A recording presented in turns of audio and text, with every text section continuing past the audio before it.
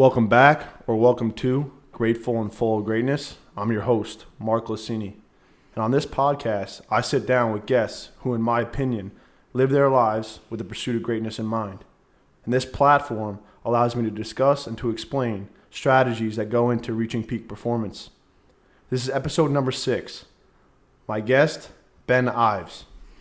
Ben served as a United States Navy SEAL in multiple combat deployments, including Operation Enduring Freedom and Operation Iraqi Freedom, with SEAL teams on both coasts. Now retired, he operates as a performance development coach, leadership consultant, and the character coach of the San Diego SEALs, indoor box National Lacrosse League team I currently play for. From the very moment I met Ben, I could see his desire to be a positive light for others. Through experience, a rare diligence to his craft, and a contagious passion for high performance, he inspires others to want to do and give more.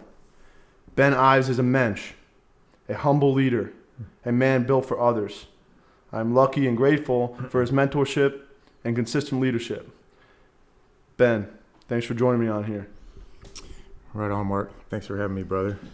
So a big reason why I like talking with and being around you is because I love surrounding myself with people that see no middle ground. And they use their energy to inspire the energy within others. Before you became a Navy SEAL, did you always have that kind of energy in you? Wow. No, energy is definitely the appropriate word. I can remember being a very young kid, grew up in Arizona. Just the imagery that comes to mind when you prompt this thought is I grew up in a trailer park, and it was an interesting life as a kid, oldest of 3. Not a very emotionally connected family. There's just a lot of struggle there. But I can always remember, and I can see it vividly in my mind, sitting in the backyard on the fence, which was just a big open pasture, and on the other side of it, it was Indian reservation proper. So that's a little bit of the environment I grew up in. So I got to rip and run in a lot of different directions. I'm 43 now, or I will be here soon in April. And back when I was a kid in Arizona in the 80s, it was wide open. So you could literally go in any direction, a couple miles, and shoot a gun at anything you wanted to. And I took advantage of all of that. So with the energy piece, I can remember sitting on that fence, looking out into that landscape, and appreciating where I was. The mountains, it's just a part of who I am. And but feeling that I was capable of doing something exceptional with my life and the time that I will be given. And just thinking way out and projecting that thought into what is it going to be? What am I going to pour myself into? I don't know what it is. I can't even begin to describe it. I couldn't even do that leading all the way up into high school.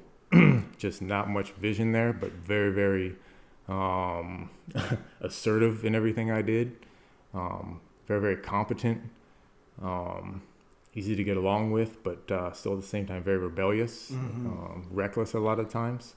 But the energy it could be vicious. So I needed somewhere to put it. Oh yeah. I didn't know where it was going to go, but I did know, because some of the stuff that I was involved in, I probably shouldn't have been involved in at that age, especially teenage years. If I didn't do something with it and I didn't focus it, it was going to be a bad story. Right.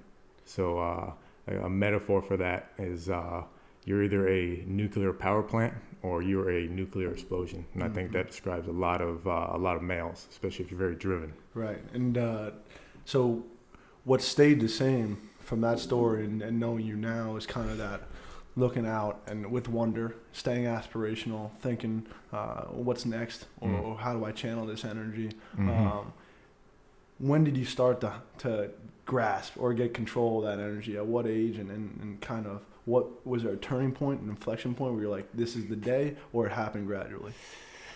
Yeah, there's one pivotal moment. It was just my thought life. But the process that led up to that was looking at my friendship culture. Guys that would rip and run with me, bend rules, break rules, and enjoy it. And the excitement from all that was what drove my friendship, my friend crew, right? So I started to move away from some of those, some internal reasons, some external reasons. I started to drift from academics. I did go to college for a year, right, after high school, but it was only through and for sport because I was asked to.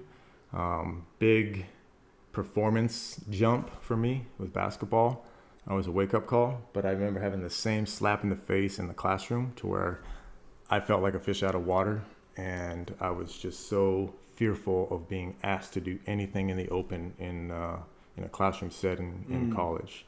Yeah. So after those things started to peel away or drift,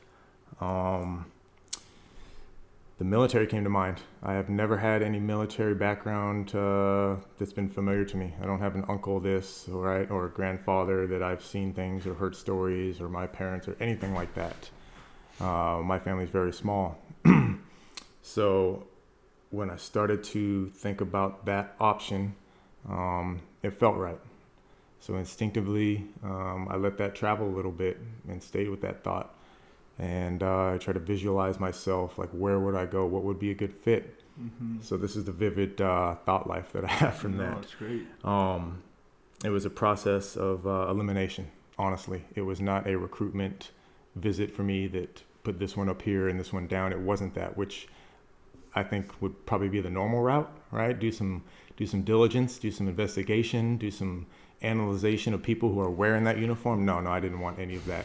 That's like part of the rebellion at that age too. Yeah. And then no association really. So I could kind of wear any outfit I wanted, right? Just had to be a good fit.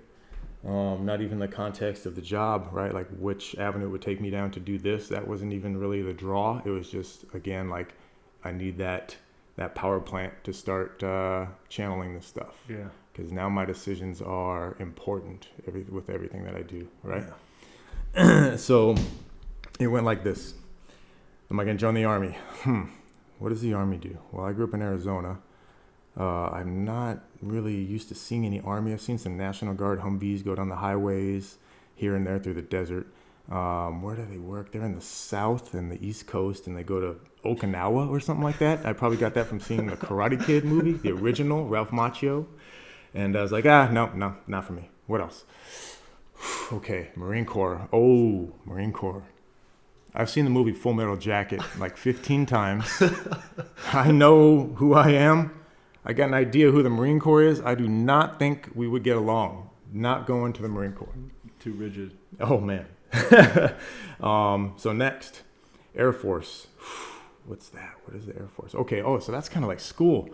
You got to know aeronautics, some engineering, some physics. That's very academic. I don't have this draw to be a pilot, right? And we're the aviators, even though Top Gun is out, that movie has put more people in the military than any other movie to date. So it still holds tried and true. But yeah, it wasn't going to be this aviation thing, even, in any direction. And it's kind of like college. And that just kind of didn't work. Yeah. So let's move. Yeah. Coast Guard. That one's the easiest. They don't count. I love the Coast Guard, but that's just what it was for me. Been around plenty of coasties, great people, and that left the Navy. So I peeked my head above the surface in my own head about the Navy a little bit, and I'm pretty sure that the brand, the marketing, the recruiting mantra of the Navy at that time, this is 1995, I graduated high school, was get drunk and see the world. And that's what I wanted to do. Mm. So I'm like, that sounds amazing. I can go to the Navy, get on one of those big gray boats, go see this world and party. So let's do that. Yeah. That was the decision process. That's your thought life about it. A few things come to mind.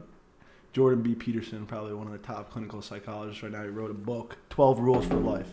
And one of them is do not bother children when they're skateboarding. And you're like, how is that a rule for life? And it's interesting, the metaphor he uses is these kids will risk it all. I guess he's talking about the ones that he was watching in Alberta, Canada.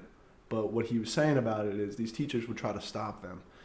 Meanwhile, these kids are risking it all. They either land a move or they break a bone, right? And what the lesson within that rule is as human beings, if things become too safe, we'll try to risk it a little bit more. We'll look for a little bit more risk in our life. So don't bother children while they're skateboarding. What that means is you got to accept the fact and actually see from a perspective that they're willing to risk it to break a bone or land the trick. So that's pretty cool. And the reason that came to mind is because you had that like sort of rebellion in you, and I could see you as kind of one of those kind of willing to risk it. The other thing that came to mind was Matthew McConaughey, and he has 13 truths. He's doing a University of Houston commencement speech, and one of his things is the process of elimination is the first step to figure out who you are, right? Rather than try to figure out what you are, figure out what you are not. And I love the example that you went through your thought life on choosing which branch you would be a part of. Something that you've said to me before is, in describing yourself, is you were self-reliant. But then you said the term, too much of that strength can be a weakness. Can you explain that again and what you meant on being so self-reliant? Yeah. Let me connect with what you just gave us there, right, through your lenses, because I think there's some sharp stuff that everybody can use and put into some utility. And it's mindset stuff, but mindset can be very, very general, very nebulous for people. So I think the framework and the philosophy is kind of where you start.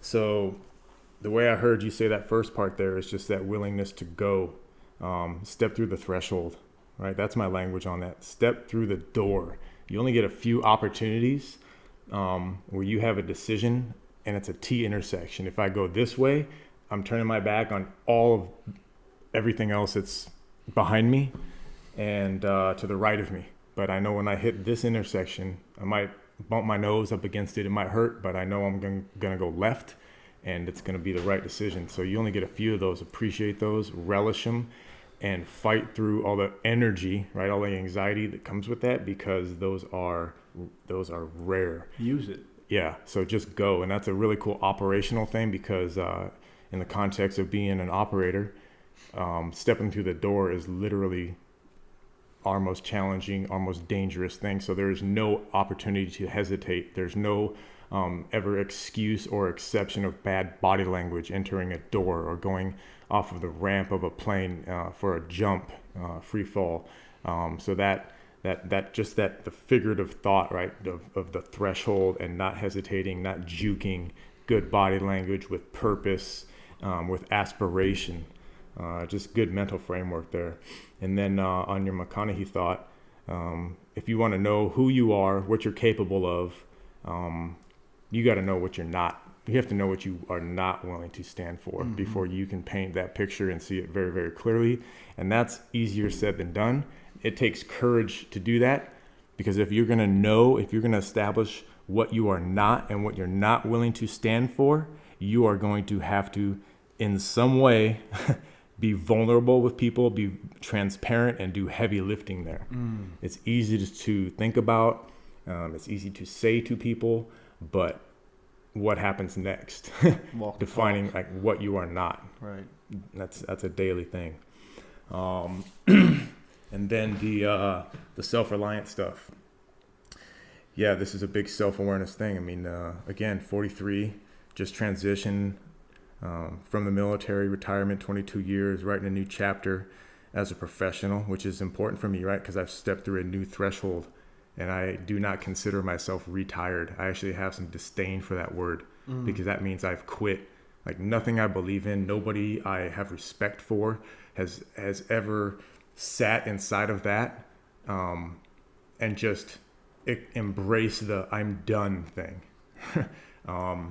Philosophically, like, there's so much to be said there. Psychologically, there's so much to learn there of not retiring but refiring, and that's how I see it. I love that.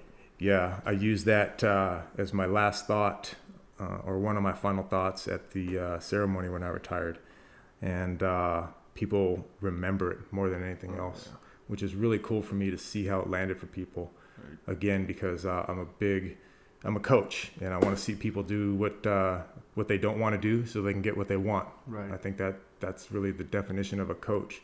And saying that, I'm trying to lead myself there every time I say that.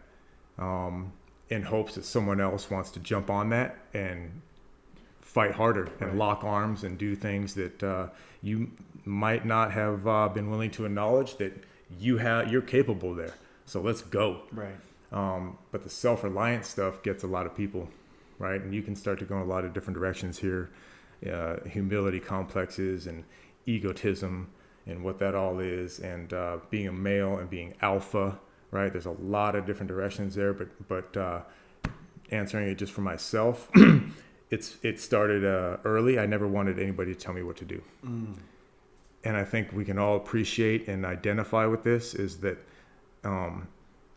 that kind of awareness of who you are and who you're willing to listen to and mentor you and advise you, whether it's your parents, friends, or work associates.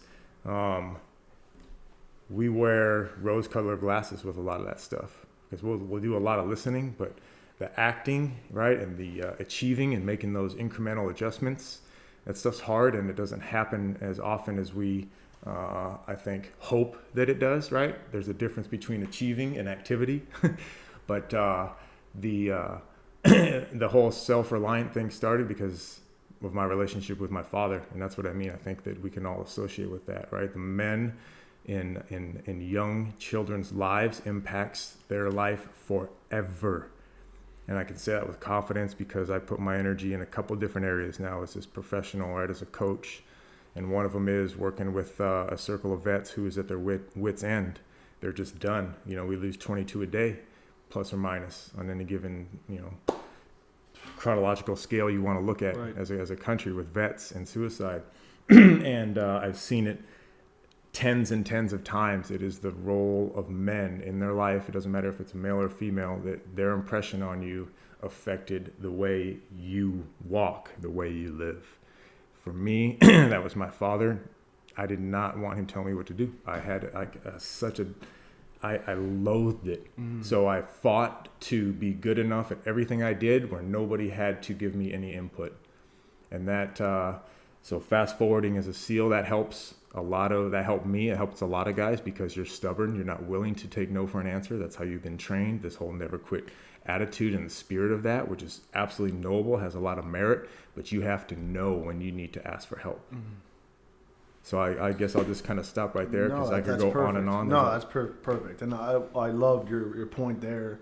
I absolutely love the point on refiring and not retiring. I apologize for even saying that you retired, because you're refiring in a team terms that I've heard about ever since growing up, about, oh, that sports team's doing well, oh, they're not doing too well right now, oh, they just graduated, or they just traded away. Those terms are, oh, one team is rebuilding and one is reloading, right? And what are you doing? And that goes along the same lines. Okay. And I think about that a lot in sport, because what's happened? What did that trade do to that one pro team? Are they reloading or are they rebuilding, right? Where they're trying to figure out who's going to be leading that pack, or are they going to be a pack of wolves together, or do they got one gorilla who's leading that whole team? And the next thing, or the question I want to ask you, or your view on it, and I'm sure you can go many different directions here, but I love that you love the word aspiration. I think it having that true north about where you're going is so powerful. So what strategies would you say to tackle the between stepping through the door and having that aspiration? How do you get to that aspiration after you step through the door?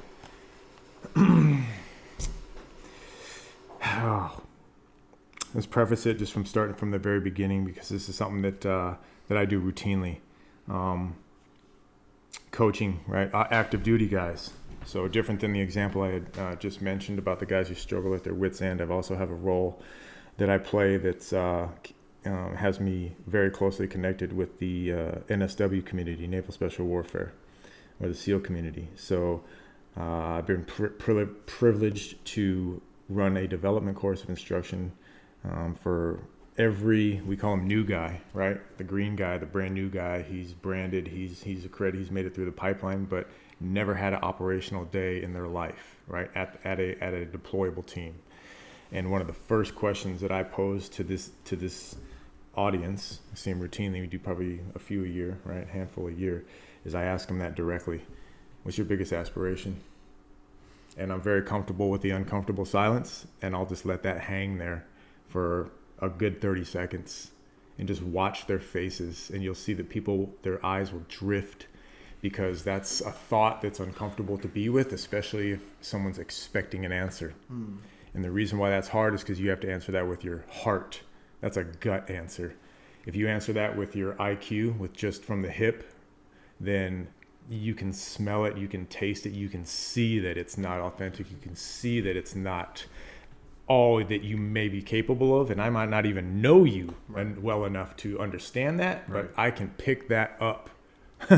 So that uncomfortable silence is important because gears are grinding, and there's that heart and brain connection. That's what's happening there, right? It could be like the car that's not starting, right, where it's just clunking over and over again. So then what happens is, most often I'll give them my examples, so I can prime it a little bit and bring some comfort in terms of being vulnerable, because you have to give a really sharp answer to that. So the first thing that I lead with in answering that is, if it doesn't make you uncomfortable to say it, you don't have the right answer, right? And when you say it, if people don't laugh at you or smirk at you, you're probably not in the right area, because that's the response that you should be looking for, in my opinion. Right. So I put it up on the board. I put NFL head coach up on that board. And honestly, I don't know if I want to work that hard, because that role kind of takes your life over. I just did 22 years of that. And now I'm in retirement, right? Refirement mode, but I have a relationship with my son where I know the ins and outs of his days, right? So, but in a very real way, that is that aspiration. It might change a little bit. It might go to the right or the left a little bit, which would change what it might be or what opportunity might be there, but it's going to be in that space. It's going to be on that level. Yeah. And I know that's right, because for me, it's a little uncomfortable for me to let that fly for people. And then I get a little more comfort and I get some assurance when I see the way people respond to it. I'm like, yep, I definitely know I'm in the right place.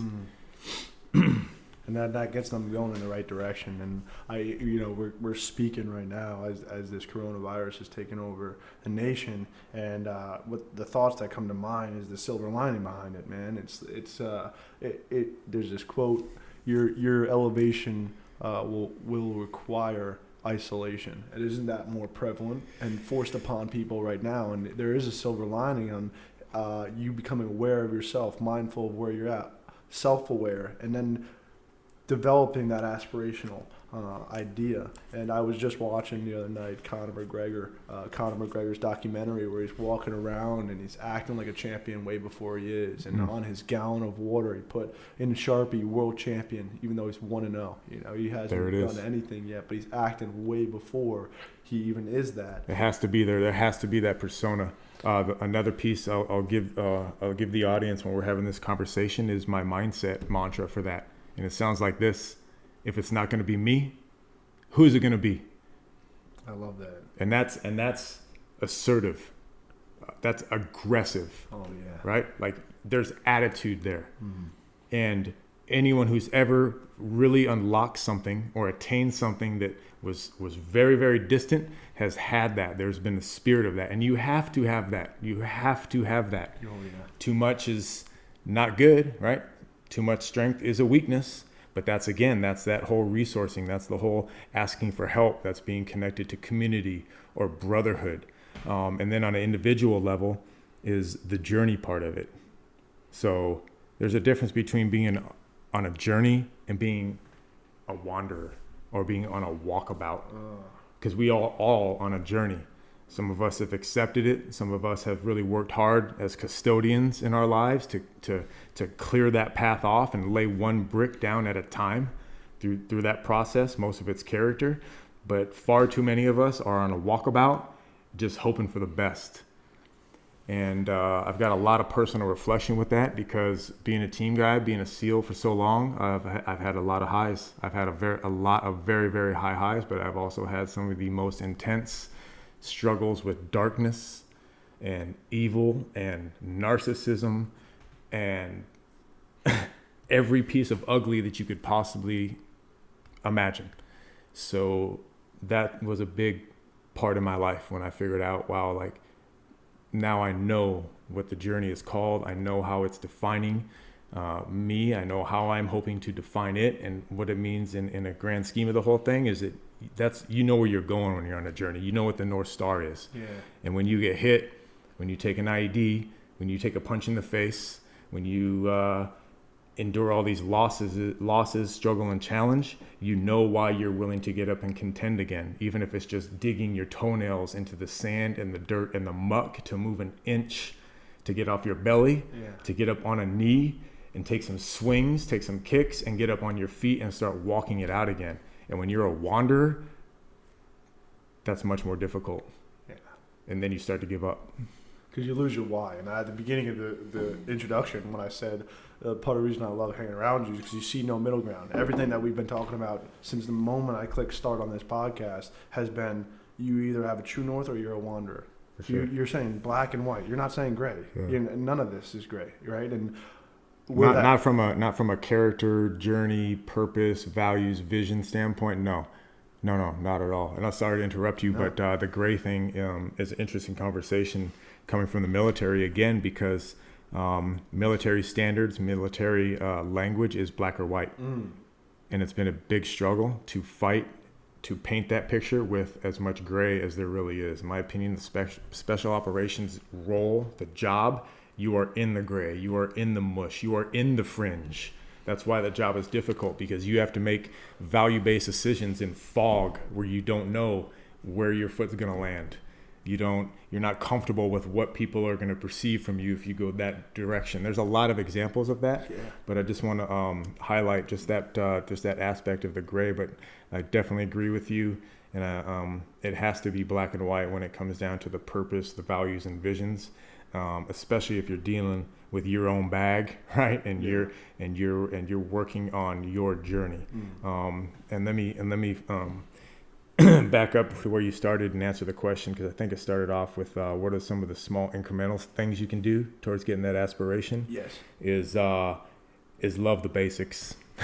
Whatever you do, be better at the basics than anyone, no matter how mundane it is.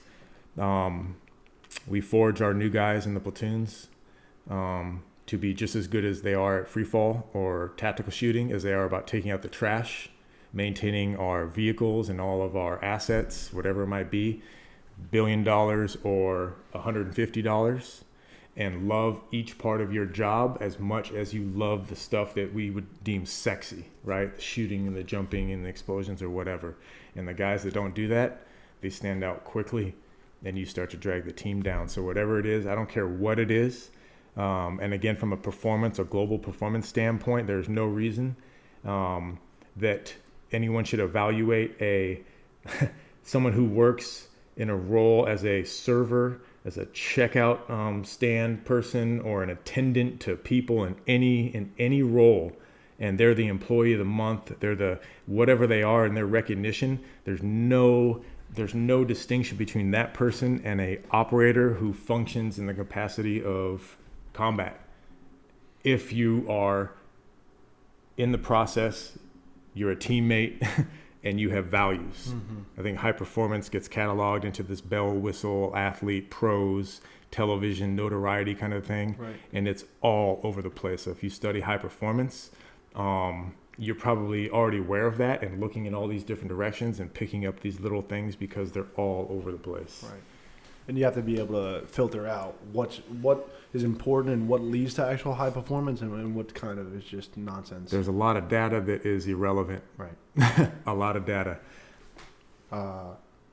Say you're working with an individual or a small group. I know that the general consensus throughout society is they can have something that they want to do, say an aspiration, but then they lose discipline along the way. What are some techniques that you give to an individual to help them stay disciplined in doing something that's sexy or taking out the trash? Like how would you phrase it to that individual? This is important. And for them to actually pick up on it, that it is important because it's not as sexy and it's not as gratifying to take the trash out versus doing something that's because cool. If you are doing that, you're focusing on your character. And that's the most important thing that any of us have is your character. That's a part of you that cannot be taken Um, and it's something that should never be ignored or not attended to. I think it takes a holistic approach. I think character can be a platitude for a lot of leadership to step off and kind of point their finger down and punch down, but it's an individual internal responsibility, maybe not to find the hows, but at least know what you're fighting for. Right. And again, it doesn't matter what job you have, but that is the most important thing. And if you focus on that through process, doesn't matter what job or what responsibility you fulfill or what people ask you to do, if you grind it out and you're aspirational, I guess a good example of that is looking at the next person in front of you and wanting their job almost in the open, right? Being so assertive where it's like, hey, don't make a mistake because I'm coming and I'm watching. Yeah. And I'm okay with you knowing that. Yeah. I mean, those Huskies in Alaska, if you're not the lead dog, the view never changes, right? So you're No doubt. staring what's in front of you and attacking it as such. And even if you don't have anybody in front of me, you keep in that high gear.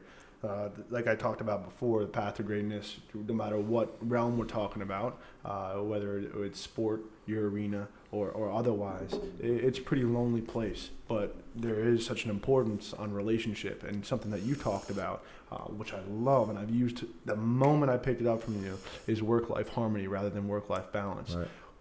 How do you deal with that on a day-to-day basis in terms of knowing that the path to greatness is lonely, but how important relationships are? You know, I was even thinking about it before when you're talking about an NFL coach, but yet talking about your son. Mm-hmm. So how do you? Now, I don't want to say balance if you don't want me to, but that harmony in between the two. So it starts off with mindfulness. That might be a buzzword in a lot of places. I think it gets overused quite a bit.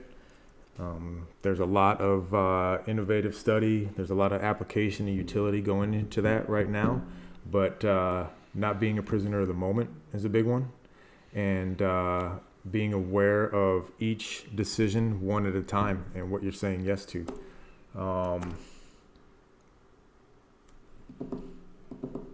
Yeah, what else? Now you're climbing that ladder and you're not very good at something, right? You're borderline great or getting even better and better at something. Yeah. What is a strategy that you can, I don't want to say you could only use with the high performer to take him to another level, he or she to another level, but there are separate techniques that you can't even use too early because people haven't mastered the basics like you said before. So what techniques do you start using at the higher end of stuff?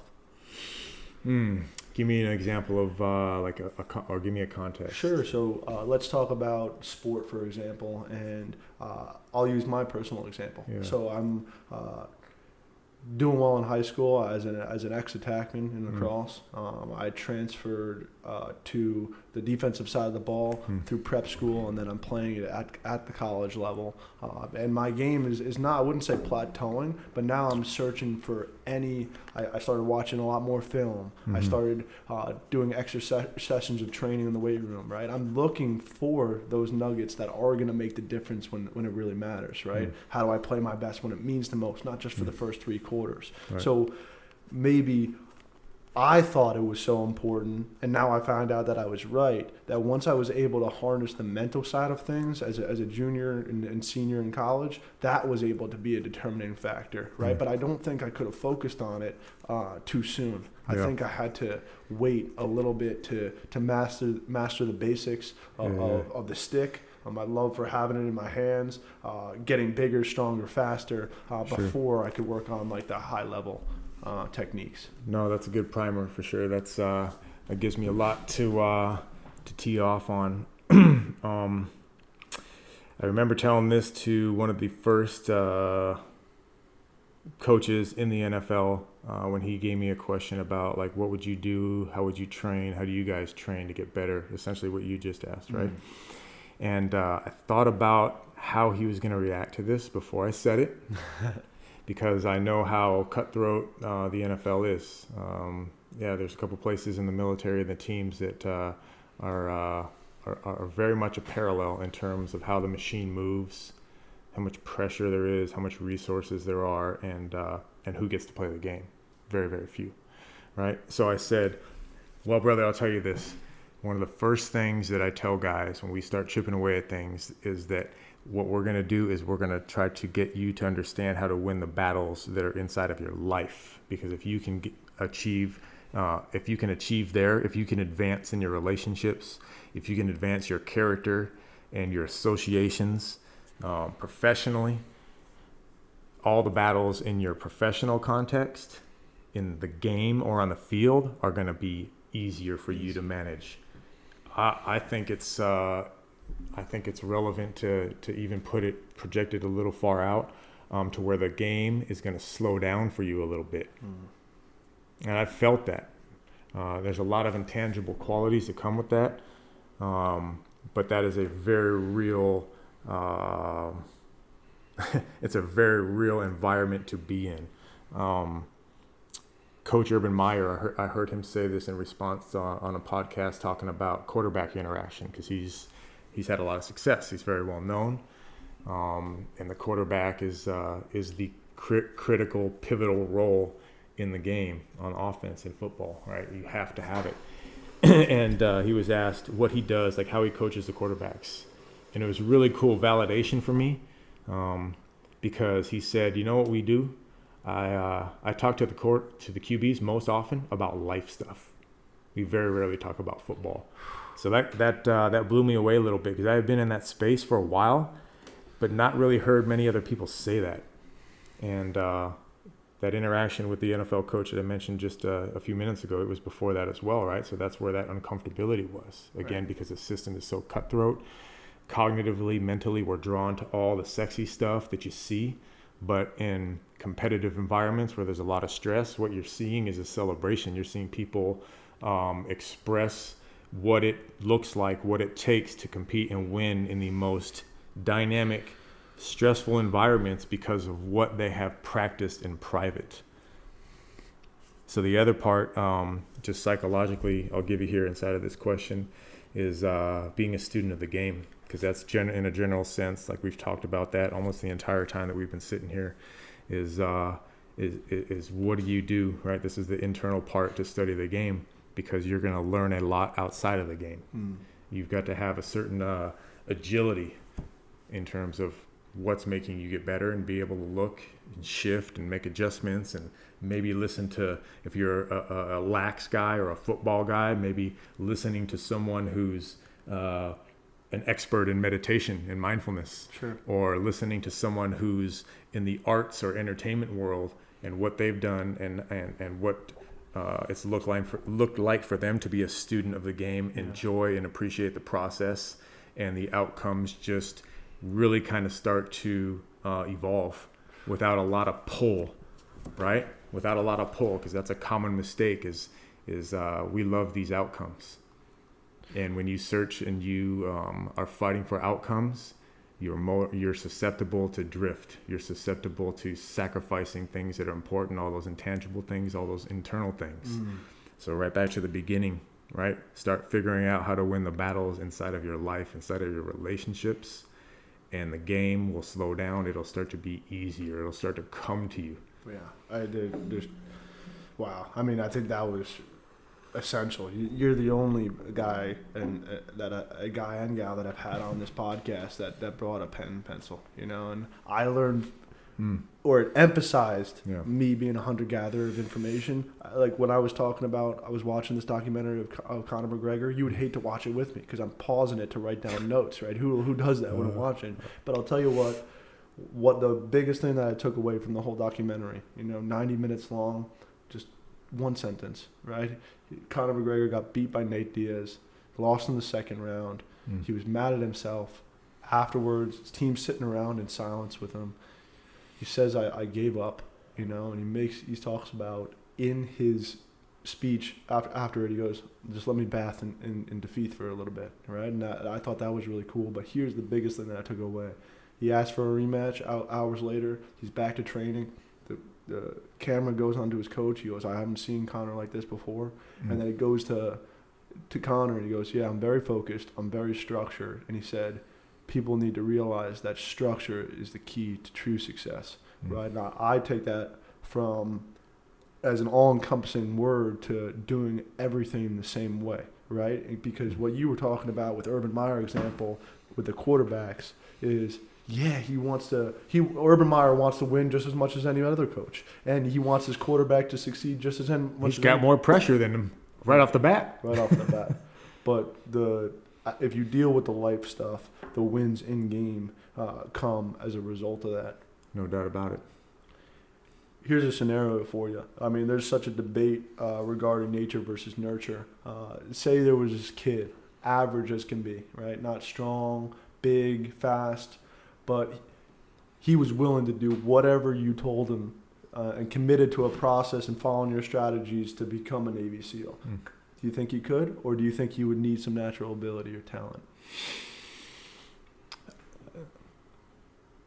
One of the first things that happens when you show up to Bud's training is the butt sniffing as a student. You look at every single person, everybody else who showed up just like you did. They step through the threshold and they're like, yes, I want this. I want to be tortured for almost 2 years of my life. Bud's is 6 or 7 months. That's what people are most familiar with. You can watch the Discovery Channel if you want to know more about it. I'm not here to talk about it. But the guys who show up for that, it's just the butt sniffing thing. And in your own head, you start looking at everybody and yeah, he's going to make it. He's not going to make it. He's going to make it. Oh, he's going to make it because he's big. He's physically strong. You can see it, right? Like he's totally yoked. He's going to be a great SEAL. Training's not going to be hard for him. Oh, he's not going to make it. Oh, that kid is 125 pounds soaking wet. It looks like he's so young, his parents have no idea where he's at.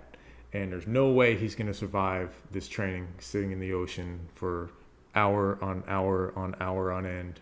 No sun out. There's no way he's going to make it. And you're wrong more than you're right in that evaluation. And I love talking to youth who have aspirations towards the military.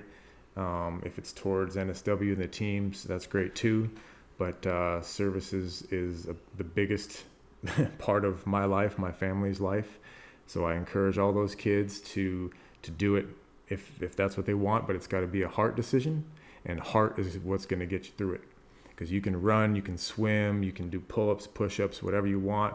I mean, you can. It's comical. A lot of guys who show up for Buzz training have been taking ice baths for who knows how long because they think it's going to help, and that can be a bit of a placebo, but that's all it's going to be.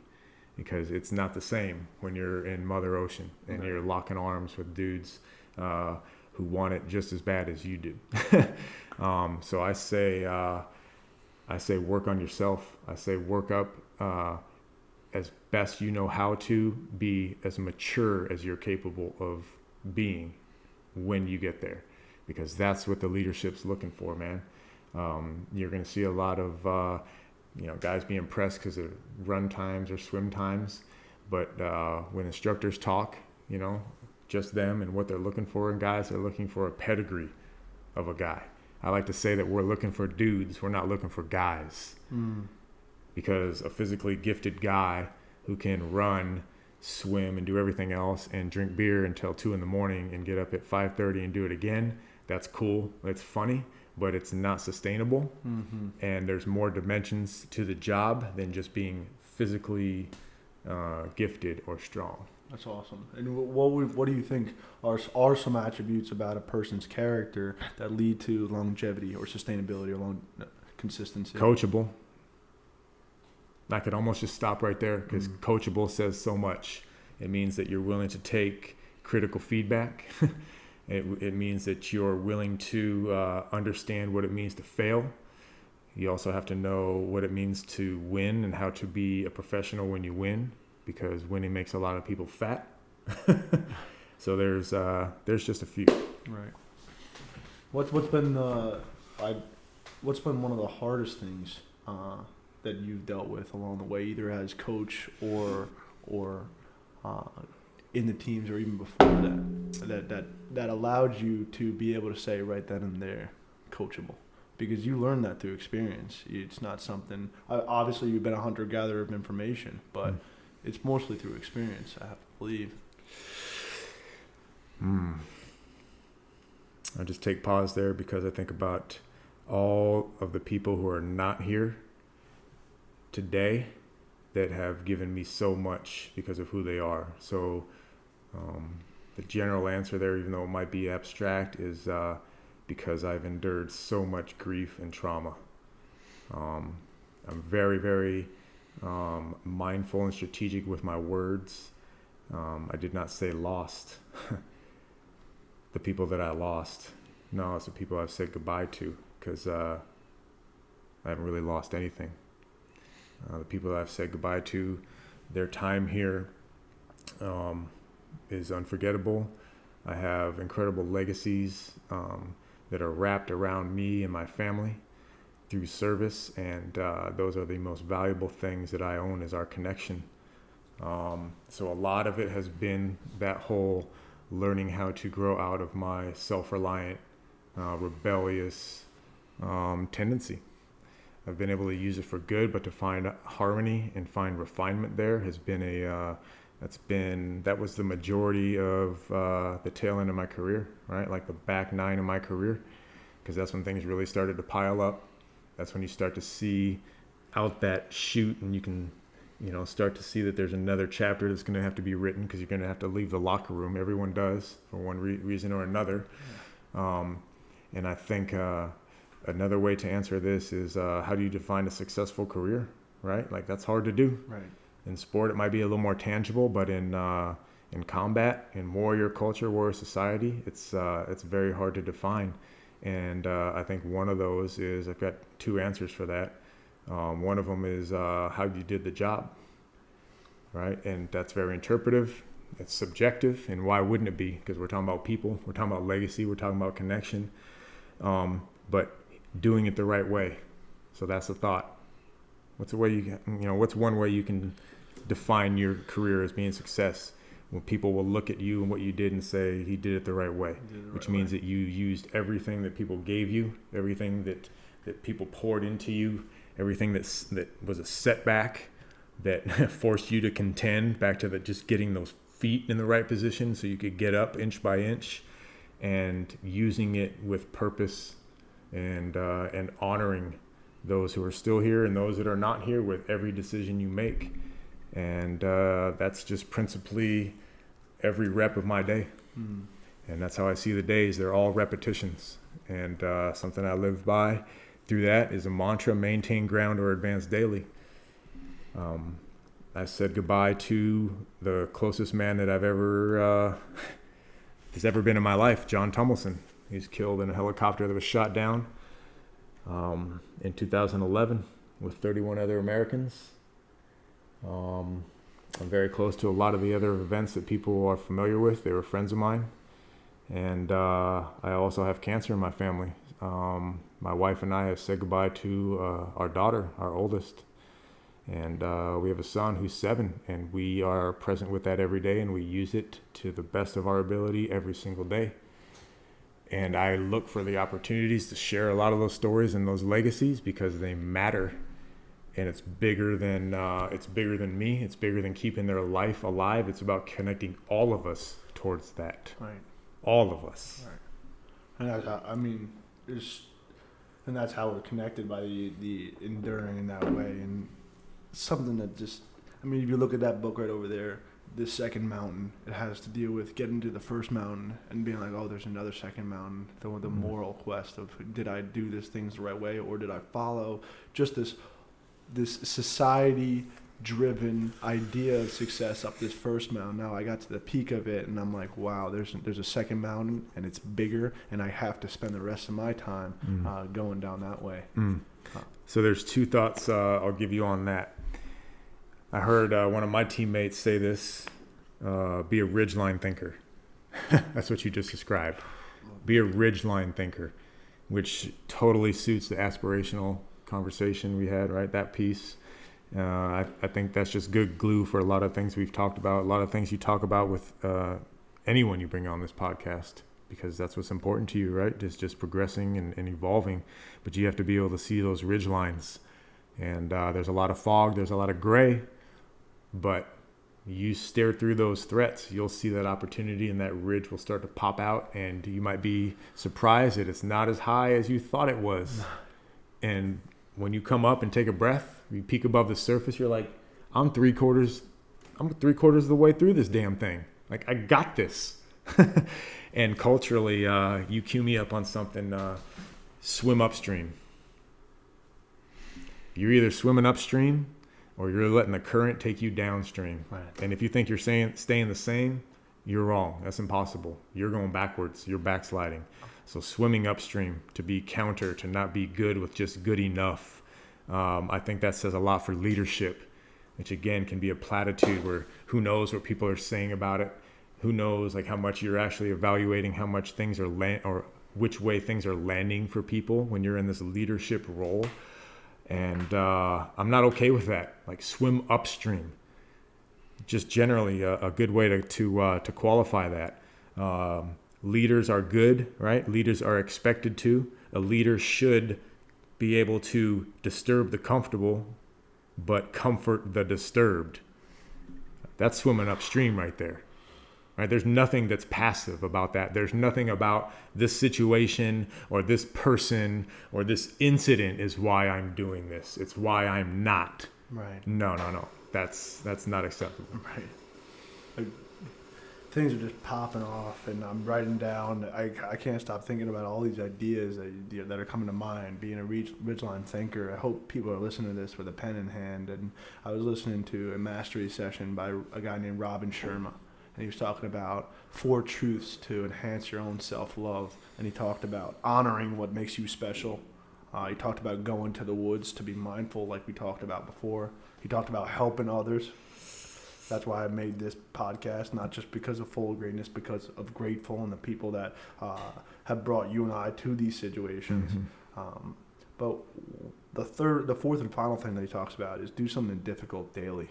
Mm-hmm. And I love that. I love that you brought up swim upstream, because if you want to self-love yourself and in turn love others more, you have to increase your own self-respect. And that's doing something difficult daily. That's swimming upstream daily. So I absolutely love that. And where this all comes about is you talked about how you do the job. Maybe that's how you define success, how you do the job. And I had the privilege of playing for a guy who was working with the Houston Texans for 14 years. His sons are my friends, Jake Bernhardt, Jesse Bernhardt. They have a younger brother too. And I sent him a text on Father's Day. He unfortunately passed of cancer. Didn't receive a text back, but I still remember the first speech he gave to the team. He said, "There's nothing more important than that of being called a pro." Just being called a pro. Yeah. Just showing up, swimming upstream every single day, using your terminology, and then others, when that person leaves the locker room, that's a pro right there, right? And that, I think, that's the biggest takeaway I took from Coach Bernhardt, and that's what we're talking about right now. Is it's kind of why I started this podcast in the first place, because we can talk about what all day, but really it's how, why, and who you are, right? And you're willing to do something much bigger every time you have an identity crisis. Who am I? Who am I? And let me ask you, do you ever look around with wonder? You seem very spiritual, but do you ever look around and go, how did I get here? You know, and what's next for me? Do you ever, or do you have a pretty clear sense of, I got here because of this, and this? Do you have clarity on that?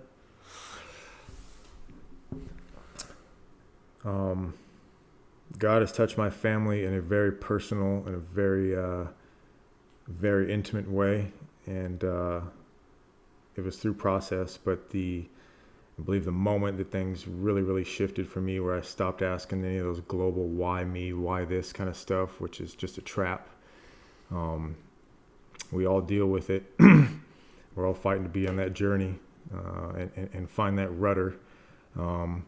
But the day that my daughter passed, on the 1st of July, 2017,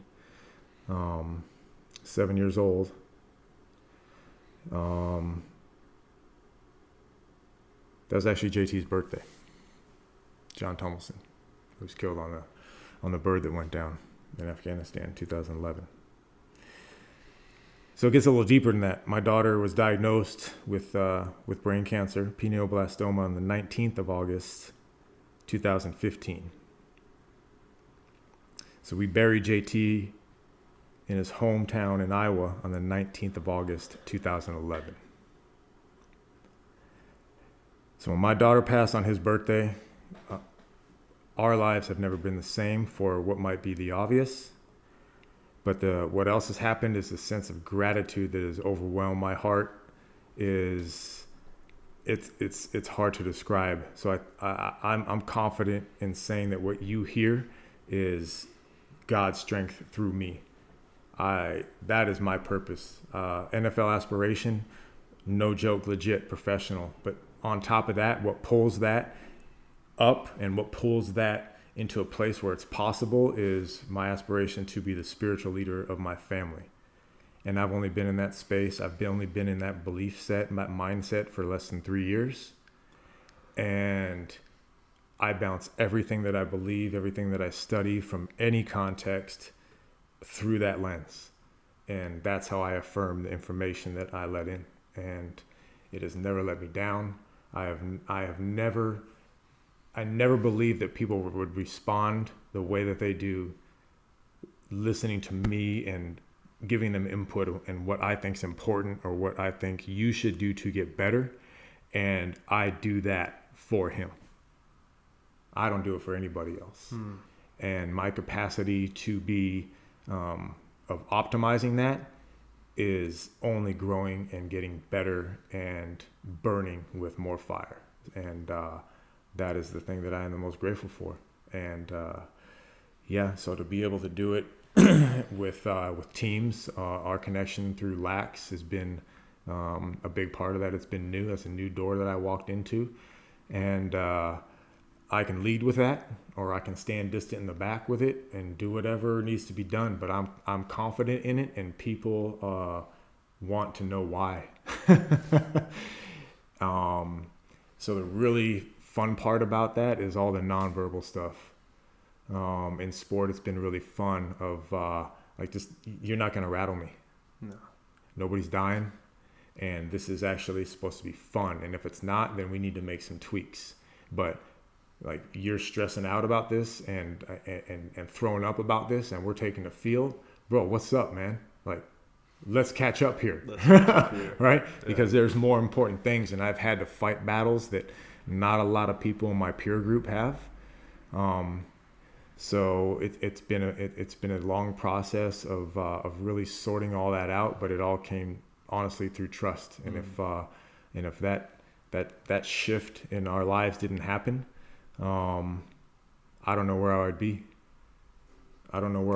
But the fact that my daughter is so closely associated with the closest brother I have ever had in my life, just by dates, that's the strongest message of connection that I've ever gotten in my life, that we are all connected. Yeah. And we are all being listened to. You might not get what you want, but you are being heard. So stay in the fight. Yeah. And I love your point on you, and thank you for sharing. That's absolutely exceptional. It's got me chills. And what comes to mind, you talking about being a spiritual leader, and it's in the movie Fury, and it's in the Bible under Isaiah, but it says, God says, who shall I send, and who will go forth? And it says, here I am, send me. So I think it's awesome that I came to meet you, and I'm grateful for us meeting, because this is just a crest, man, of just sharing ideas and looking at life throughout the same lens. One thing I wanted to get to is, to this day, you invest so much time in the ocean. What's that for you, and why do you do it, and how important is the ocean to you? Wow, that's a deep question. That's a deep water question. How about that? Wow.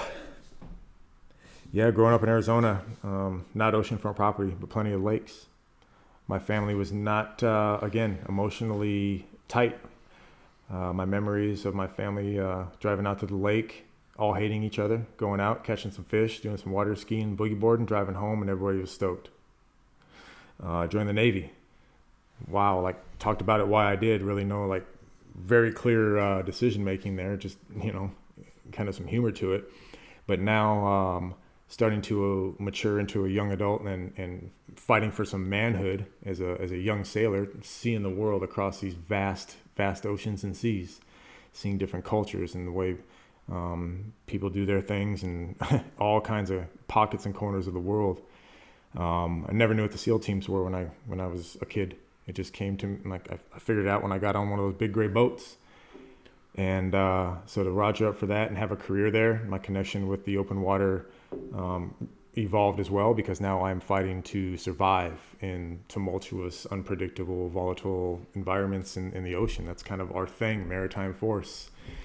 And then through my daughter's trials and going through cancer, all that went away because everything we needed to be sourced towards this fight we're now in, which was a spiritual battle. And I had no idea what that even meant at the time. No idea. So I started going out on shapes, on boards, on stand-ups and long boards, and just being out after long stints in the children's hospital, which were very difficult for me because I did all the stuff that mama was not comfortable with needles and these things. I mean, you can just, like, the invasive nature of that whole thing for a child. And I had to go through a lot of that, which is traumatizing for me. So my breaks were going out in the water. And I didn't even realize what was starting to take place. It wasn't like a typical surfer story. It was like, yeah, that first ride was so magical. I never went back. I mean, there's a lot of people that have that experience, and that was their revelation or kind of awakening and connection to the sport. But for me, it was a sense of calm and just quiet, but still in that environment where it will just destroy you in a shift of a few hours. After my daughter passed, I went surf the next morning. My wife, my son and I went to Maui about a month later. We put her celebration of life on hold for almost 2 months just so we could just sort things out and reestablish our bond as a family unit. We went to Maui. I surfed every day. And it's just been fire since then. And that is my connection to all of us. So my thought on that is that we are the water, that ocean represents all of our pain, all of our struggle, and all of our grief, because that's salt water. And when you reflect, when you let it go, when we drop that weight, you're shedding salt water and you're reflecting. The water is reflective. The water can be serene and tranquil, but it can also rip you to shreds and tear you apart, kind of like the way we live our lives and the things we have to experience. So it's my belief that it is the most pure manifestation in who we are. It's our nature to ride the wave, to be connected to all of us universally through our pain in that water. And to ride the wave is to be in the fight. And that's why it's such an art. That's why it's so beautiful, because when you see that happen, there's a magic to it. And I think part of the reason that we are all in awe when we are at the foot of our lands, wherever you are speechless. You're in a transcendent thought life, because that's what you're present with. You are present with all of us, and you don't even understand what's happening right now because it is so overwhelming.